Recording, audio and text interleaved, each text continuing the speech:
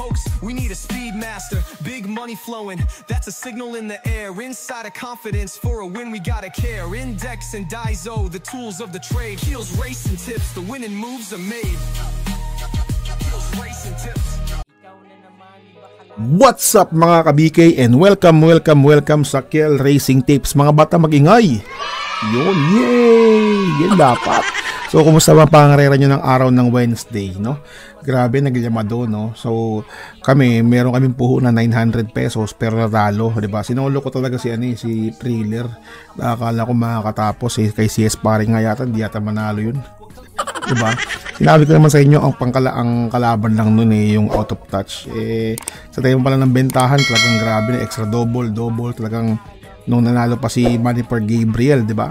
Talagang nandun lahat sa 4, nandihado na siya. Anyways, kung nanalo yun, maganda pa sana, paga 7,000 pa siguro yun or 8,000. So wala ang dami namin dihado mga boss, diba? Meron pa kami Lucky Fortune, diba?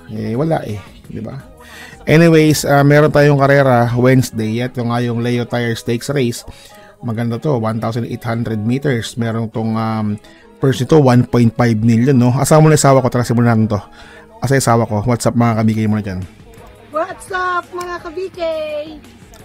What's up mga ka-BK? Sabi ng asawa ko mga bata, mag-ingay sa beses pa.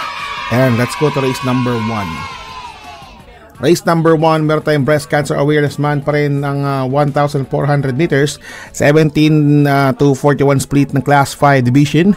We have 8 runners, no? Dito, nalalamangan ako rito kay entry number 2 na si Masayang Tunay. Ayan, muntik pa po sa Katie si entry number 3, pero dito ako kay Masayang Tunay. Masayang tunay yan. Masayang tunay tayo dyan. Tapos lagyan natin ng entry number 3. The Caesar Plus Boy. Alright? Pangilan ko ba dito si Footloose? Pang-5 ay pang-4 pala, pang-4. Tapos sino ba dito? Tapos lagyan ito ng entry number, pangatlo pala, entry number 5 na si Footloose. Pwede na yan, di ba?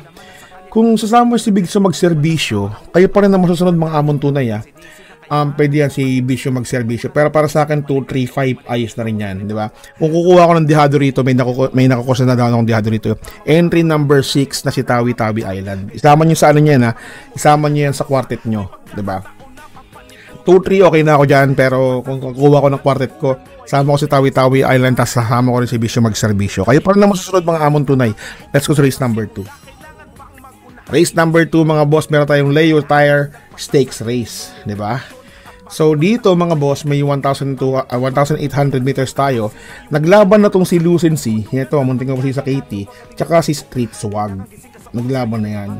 Pero head lang, di ba? Nauna pa nga rin si Lucency, tapos nauna si inabol ni Street Swag, no? Pero kung kukuha ko rito, mag-aapat na lang ako rito, di ba? Sino yung 4 na yun? Lucency siguro, Dreaming Always, tsaka Caligan, tsaka Street Swag. Pero para sa akin, nalalamangan na ako dito sa 143 I Love You. Alright? So ngayon, ulitin ko lang ang mga PD ko dito. Entry number 1 na si Lucency. Tapos lalagyan ko siguro to ng entry number 4 na si Street Swag. Yan. Entry number 4 na si Street Swag. Tapos lagyan natin to ng entry number 3 siguro. Kasi 1-4 lang ako dito Labang na naman to di ba? Nalamang na ako diyan. Kung matalo man yan, baka manalo si Street Swag, si John Paul Gusi sa durian niya, right? So let's go to race number. Sama nga to. Sige, sama na natin to si Caligan. Yan, sama natin si Caligan. Gumaganda naman takbo niyan O si Birchstone yun. Hindi ba maganda nun? Pero kung maganda, kung makakaluwag-luwag kayo, all nyo na lang yan. Saka sa ulo. Di ba? Di ba baka dyan pa kayo high intensity kayo dyan, dihado, a long shot. Di ba? Kasi, pwede manalo lahat yan Kasi, 1.5 million, 10% on is 150,000. Di ba? May 150,000 ang sino man makakapanalo sa kabayo ng yan. Diba? Alright? Pero si Patty, sanay ito kasi, ayaw na ng mga gusto nito stakes race lang Di ba? Alright, let's go to race number 3. Race number 3 mga boss, meron tayong Class 4, 42 to 56 split, 1,400 meters ang distansya. We have 8 runners, no? Dito susulohin ko muna po ito. Dorian, bala na po yan. Bala na si Batman, tapat-tapat lang. Dorian po tayo dyan mga boss. Ang mga kalaban lang ito dito, si Ginebra. Ayan, sinasabi ko sa inyo, Ginebra. Yan lang ang nakikita kong kalaban niya. Alright? So kayo pa rin ang masusunod mga amon tunay, no?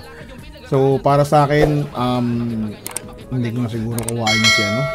Kung kukuhain ko si Bisyo magserbisyo, kailangan ko makuha si Ginebra. Pero susuluhin ko to eh. Tapat-tapat lang mga boss.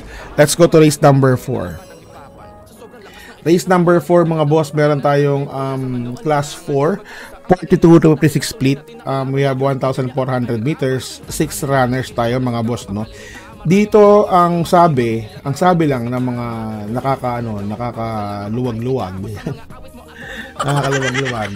Ang sabi, si Mang Nano daw, maagang papatulugin. Imagine mo, ano pa lang, Wednesday pa lang, sinabi niya sa akin na maaga pang patulugin, di ba? Galing naman nila.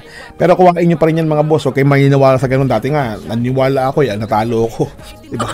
Sabi nila, wala yung sa Mang Nano, ano yan, biyahe yan. Buta nanalong biyahe, di ba? Ang galing.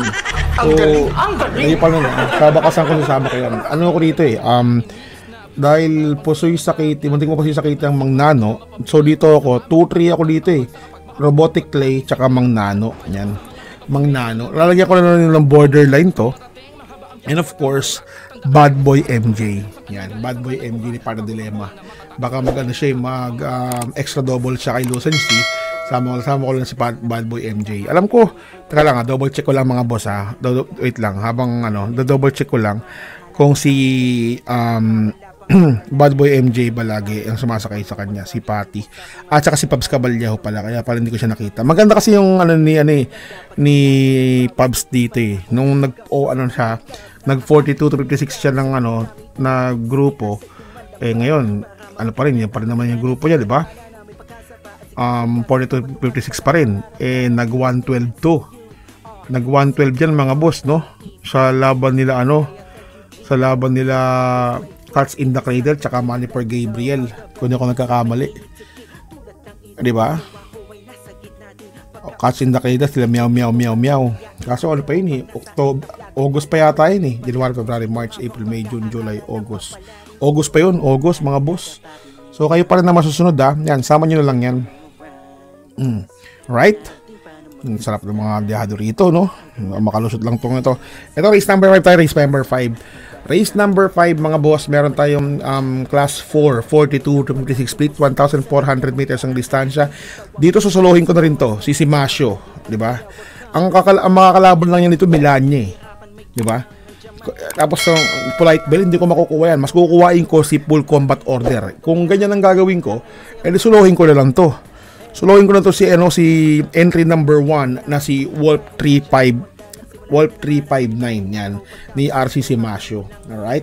Kayo pa rin na masusunod mga boss pwede nyo sama dyan si Full Combat Order, Milanya, Polite Bell. Alright? Pero para sa akin, nalalamangan ako dyan, kayo pa rin na masusunod. Good luck. Alright? Let's go to race number 6. Race number 6 mga boss, meron tayong class 5, 17 to 41 split. Dito, wala akong gold and silver. Pang ibabaw ni Mr. White, no? Segunda ni Mr. Yellow, pangatlo ni Mr. Blue. Wala ako niyan mga boss. So dito mas nalalamangan ako sa entry number 4 na si Kipitaki. Lalagyan ko to ng Axis Deviation. Axis Deviation, palalo kay Figure It Out, tama ba? Figure It Out na si JL Santiago. Tapos sama ko to si Early Bird, hindi si Edgar yan 'di ba? Pwede na to si Early Bird. Magno rin yan. Baka walang panalo yung si Bisyo magserbisyo o kaya yung isa pang kabayo nila. Baka dito Early Bird manalo. Ang galing. Di ba? Ang galing. So kayo pa rin na masusunod mga amon tunay. Let's go to race number 7.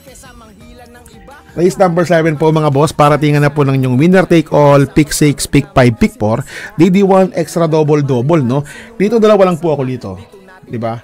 Sino yung dalawang 'yon? Siyempre walang iba kundi si King Hans. Ayan na naman. Wala kami pakialam, JBH. Of course. Wala kaming pakialam. Tapos, lagyan natin ng atomic bomb. Yan. Ni Edgar Rangera. Parang ano ko mas gusto ko tong parang ngayon ko talaga si Edgar Rangera di ba? Pero talagang pinadihado na talaga sa Hinete. Pero muntik-muntik na to si Edgar Rangera, no? Muntik-muntik na tayo kaya na Tokyo Rumba, no? Ang galing. Kung ibang kung ibang ang galing kayo naman DJ. Kung ibang Hinete yun, GG tayo. Tapos yun. Diba? Inahirapan talaga buti nakahabol talaga yung entry number 7 na si Bumabaga diba? Ang galing. Ang galing. So, that's all about it. Sama niyo ito nga entry number 1. Yan, si Atomic Bomb. Baka sama ko pa nga dito si Petron Pero okay na yan. Ayoko yan. Alright, kayo pa rin ang masusunod mga amon to na yan. Susuluhin ko po to kahit anong mangyari. World 359 of course, Dorian. So God bless you. Kita-kits tayo sa araw ng Saturday and Sunday. Ayun lang. Babush. I love you all. Bye. What's something people don't know about horse racing? It's not just luck, it's strategy, skill, and insider tips. Welcome to Keel's Horse Racing Tips. Here, we're not just spectators, we're winners. Whether you're a seasoned punter or a racing rookie, Keel's got you covered. Catch glimpses of Keel breaking down the stats, reviewing the races, and giving you the thumbs up on the best bets. With Keel's expertise, you'll be making your way to the winner's circle in no time. So saddle up and join the excitement. Hit that subscribe button now for exclusive tips and insights. Ride with us to the winner's circle. Subscribe now for winning insights.